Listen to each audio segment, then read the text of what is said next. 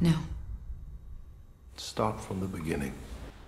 Hey, welcome back to Bandwagon Fans. I'm Jeff. Jason here. And tonight we're joined by our friend Waylon. And we just got back from seeing Annihilation, starring Natalie Portman and directed by Alex Garland. So enjoy a short clip from the movie. It was his decision to go in. It's something they termed the Shimmer.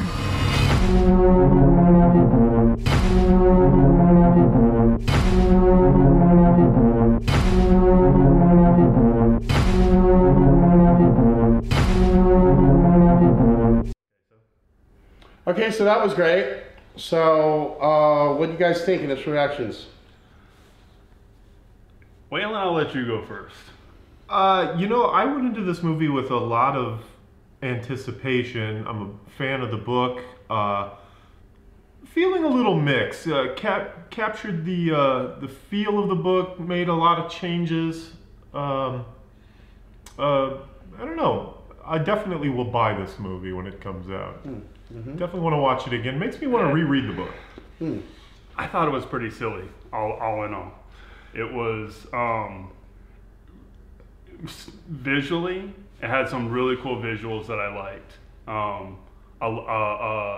A metric buttload of lens flares, but the lens flares made sense within the context of the movie, and we'll talk about that more in the spoiler section.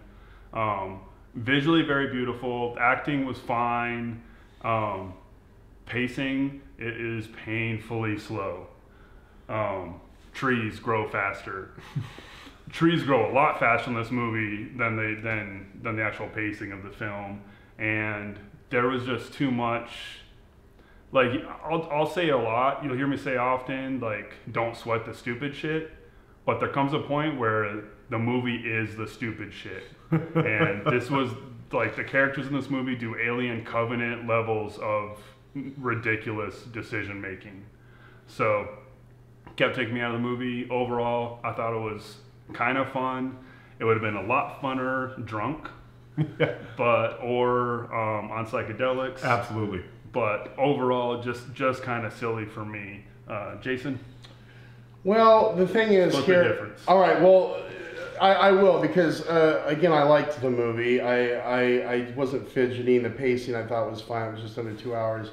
The thing that I liked about this movie is probably just the fact that I'm such a big sci-fi kind of movie fan from that late 70s, early 80s period, where you had the Cronenberg, you had the BodyHorror, you had movies like, The Thing, and you had movies that kind of went into that psychological kind of like being afraid of like what our bodies can do and kind of the horrors with all of that. I mean, you know what? It's a movie that really makes you kind of cringe in parts and really makes you kind of be mindful of our imperfections.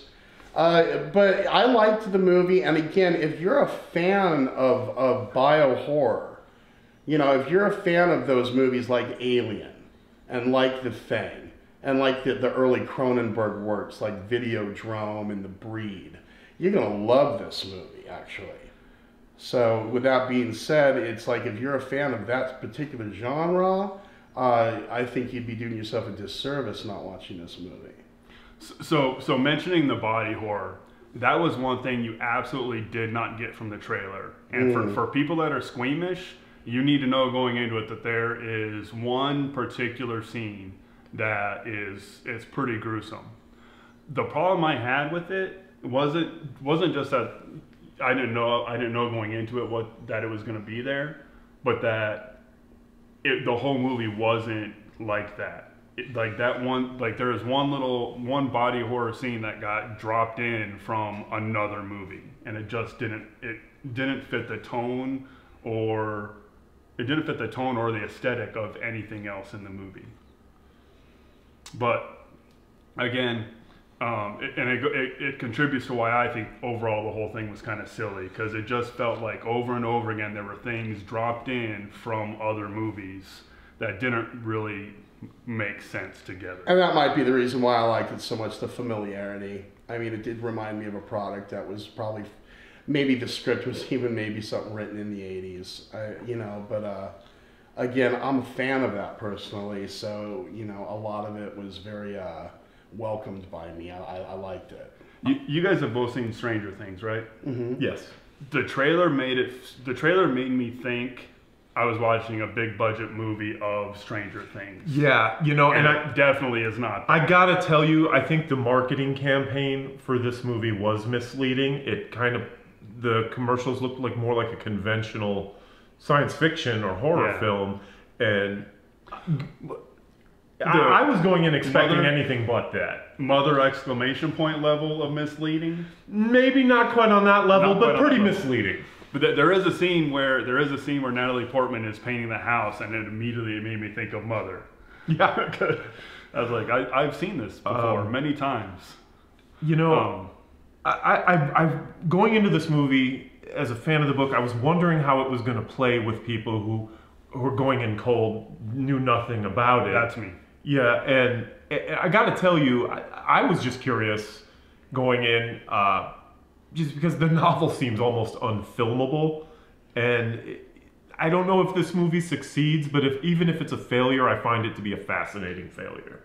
Did they humanize anybody for you guys? Do they what? Humanize. I mean, the backstories where Natalie Portman was coming from, where Dr. Ventress was coming from, these other characters, how you knew their backstories and their ultimate, but that was one of the issues for me was I could not get into any of the characters. Yeah, you couldn't relate to anyone. And there's a thing in theater and acting called the pregnant pause, where it's like, I'm pregnant. Yeah. And there was a lot of reveals throughout the movie of that type of the big dramatic moment, but the characterizations didn't support the weight they were trying to go for. So I couldn't get it. This is definitely a visual atmospheric movie. You don't go into this movie liking the dialogue or the performances so much as the experience of what the alien and what the whole purpose and what the actions were going on into the movie, and you wanted more alien and less conflict between the soldiers and less drama and less personal shit. I mean, the way they'd have the flashbacks in Natalie Portman's life, well, it's like, okay, we get it, whatever. That's some stuff going on there. But it seems like that was just only put into the movie to kind of appeal to those people that kind of aren't into the movie itself. They're not into the genre. They're not into all of this visual stuff. They need some humanization of the characters in order to relate and get into it. Right. Go. I was just going to say, you mentioned Cronenberg. It kind of put me in the mind of a David Lynch film, too, the way the movie kind of follows dream logic. The moment they enter the Shimmer, their minds are not their own. Yeah. And I think they were trying to kind of capture some of that strangeness, and some of their behavior might not make sense, but nothing is really explained in this movie. It's shown, but it can leave an audience. Right, but you definitely have that where it builds all that mistrust, and they don't know each other going in that well to begin with, and that's where I totally thought of The Thing. How by the end of The Thing, they didn't even know if the people left over were infected. They didn't know what was going on. I think this had the ambition of The Thing. I think it fell pretty far off the mark. Well, I mean, like I said, there's reminders, but I wasn't comparing it. So one thing we should have done earlier, quick synopsis of the movie. For those of you that have actually seen the trailers and really the marketing for this, even though the trailer was in the Super Bowl, I think the marketing for this was pretty underwhelming and went over a lot of people. Oh yeah.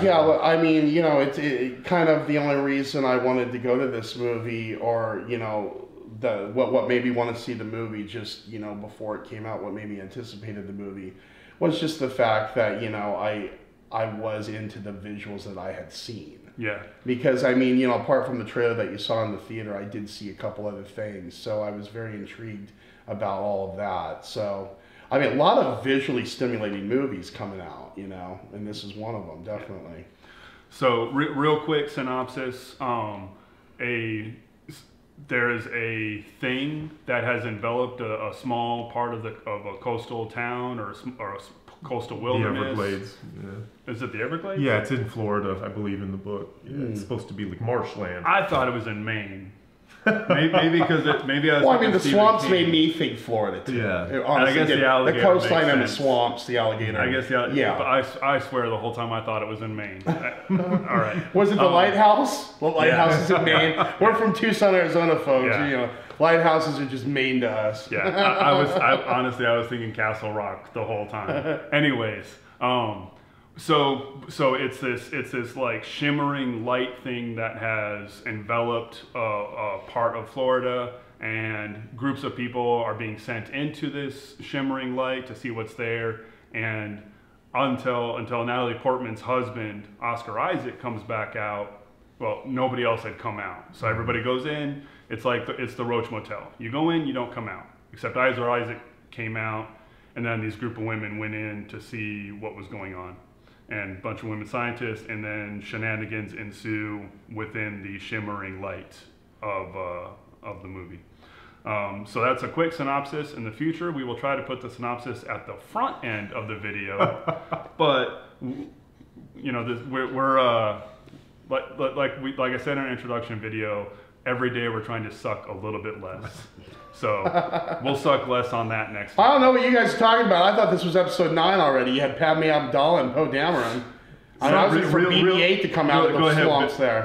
Someday we'll be mediocre. Yeah. So do our quick scores real quick, and we do our scores however we won't feel like it. I have my own way. So Jason, we'll start with you overall. 4 out of 5 shimmers. 4 out of 5 shimmers. All right, Waylon? Yeah, I liked it too. That's about pretty the high. same. You know what? It's a movie I'm going to revisit. That's With me, a solid B minus. I don't know what it is. I don't know. Maybe it's stuff I choose to do in my spare time, but I really like visually stimulating movies. Yeah. Right? I'm gonna give it a BB4. Visually very pretty. It's worth watching under the right conditions, but no character, no plot. I could not care less about the story. But a beautifully shot movie. And for those of you that are going to stick around, if you've seen the movie, or if you just don't care about spoilers, or if you've decided not to watch it, so you want to know what happens, stick around, and we are going to go into the spoilers for the movie in just a second. All right, now we're getting into the spoilers of Annihilation. I'm going to start off. One of the things that, towards the end of the movie, okay, so these 5 women go into the Shimmer, and there's a big sign in the movie that says the Shimmer. There's like Area X, the Shimmer. They go in, and the decisions they make in this movie, I'm trying to be like, okay, you can't be smart in a movie or else you have no movie, but they just did so many, everything about the team, the support team outside the Shimmer, everything they did inside was just set up to be, we are going to be food for something in here. Isn't that how all these movies like that are like, though, set up? It doesn't have to be that obvious. I mean, you kind of know, like when you watch Aliens, they're going to get like eaten if they don't get out of there. I'll give you an example. So there's a scene in the trailer where you see Tessa Thompson standing on a boat, and she gets grabbed from behind and taken into the boat. Sure. And there's something wrapped around her neck, but we don't actually see what that is. Then a giant mutated crocodile comes lunging at them, and they kill that. You see all this in the trailer. Now, immediately after that, they decide to get in rowboats in that water. At what point do you say, there is stuff in this water that we don't know about? Like hillbillies that are going to rape you. See, I was thinking maybe we shouldn't get in a flipping rowboat and go cruising around this lake. I think what was supposed to be is the moment they entered the Shimmer, their minds were not their own. Like, you know how they woke up and several days had passed. Yes. You know, the book gets into this a little bit more. Like from the get-go, as soon as they go in, they start losing their minds. Mm-hmm. Like they're unraveling basically they don't really get into it too much in the film, but yeah, they're unraveling like from the moment they walk. Why did the bruise on Natalie Portman's arm turn into an 8? I can't remember. Remember, she started out with a bruise, right? And then you saw like what was like looked like a tattoo. Because like somebody, she was marked. because probably somebody else had one in another expedition. The thing's playing with their forms. Yeah, I don't know. Because the director wanted to do trippy visuals and make you ask questions. Sure. Well, thank you, director, because we wouldn't have a podcast right now. Exactly. There's things throughout the movie like all of the groupings of dead people they come across were just exposition machines. Like the alien was going around carefully planting bodies around its right. Like outside the lighthouse, the skeletons were in a certain design. And even before that, I know. Yeah. So there's a scene where and this is the big body horror scene. They get to the scene and they get to a chow hall for some former military base. It's a base that's been absorbed by the Shimmer. Shimmer. I liked this scene a lot. They were filming that with their camcorder. Go ahead. And in the scene, Oscar Isaac is like it's the girls come across this memory card, so they put it in their recorder to play it, and it's a recording of Oscar Isaac saying, "Watch this." And he cuts open a dude's stomach, and inside the dude's stomach, it's not intestines, it's like a giant worm, like a worm or an eel. Yeah, like the most graphic Jackass skit I've ever seen in my life. and this is cutting open the abdomen. there was nothing in the movie to prepare you that was coming. So no, I loved it. Now, you like stuff like that. I could care less for it. But that's fine that it's in there. But it was in there to tell the characters, okay, here's a clue of something that's going to happen. Then they leave there, they go traveling, and they come across a bunch of people that have turned into trees.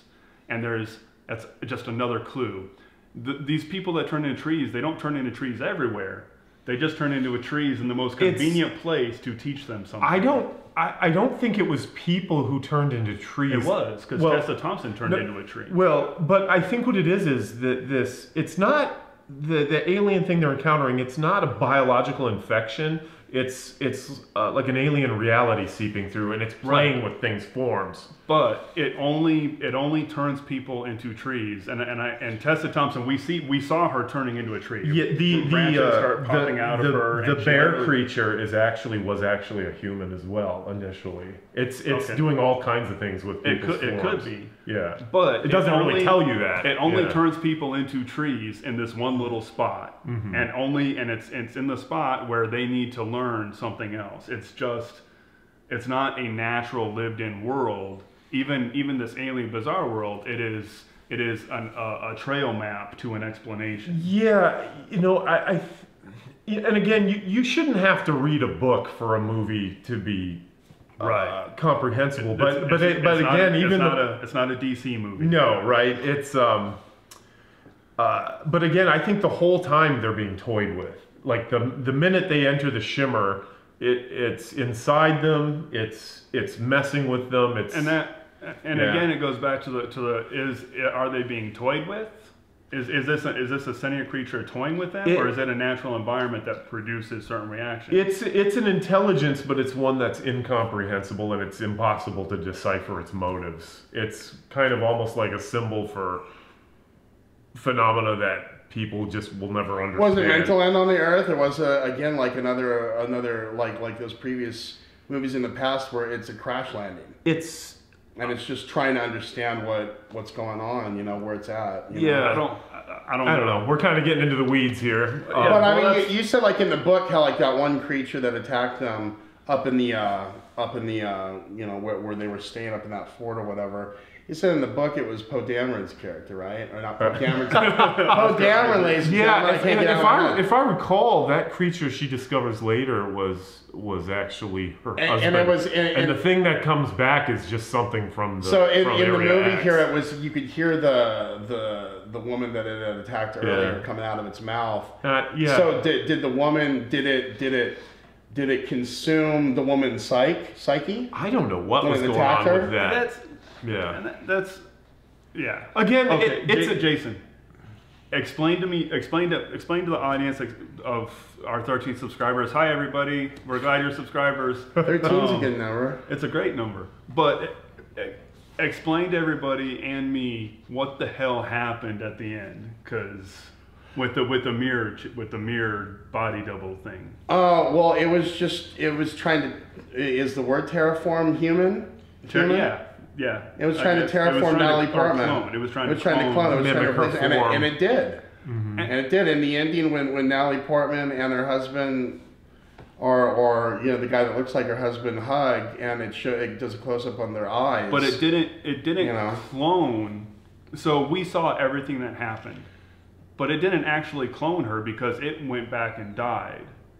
So it basically raped her. Well, it attacked her and she passed out, and then she came back into conscious. Maybe I think that thing was just a manifestation. It was actually everywhere. It was in the plants. It was in the earth. So it was just her. That whole region was basically. So it was in her mind. Maybe? It wasn't. Yeah, the whole thing was. It was already in her. Yeah. Yeah. Yeah. Okay. Then again, going back to why I think this movie was kind of silly.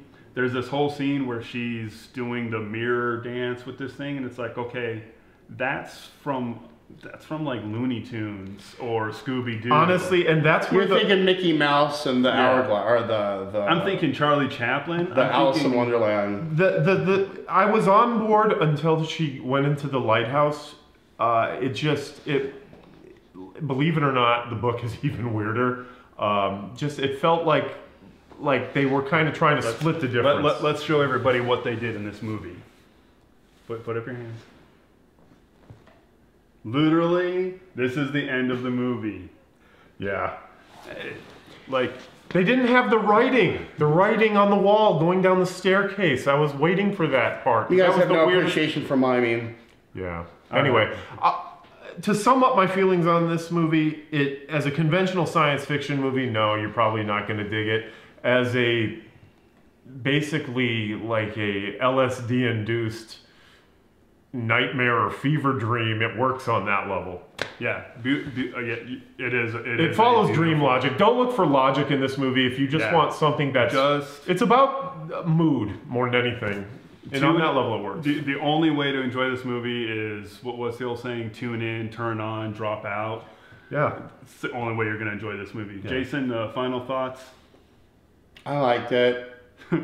I mean, you can enjoy this movie if you're into the genre, like I said before. I mean, if you like your horror, biogenetic, type of manifestations and doing stuff with the body and kind of not gross out, but kind of just like I said before, it reminded me a lot like those early '80s type of movies, especially the stuff that Cronenberg did. All right, so that is our discussion and review of Annihilation. If you've managed to find our channel, you know how YouTube works. So click the like and subscribe below. Leave your comments. If you've seen the movie, what did you think of it? If you haven't seen the movie, why are you or not going to go see it? And what do you want to start seeing from our channel in the future? Anyway, thanks for watching. I'm Jeff. Jason. Waylon. Get on the bandwagon.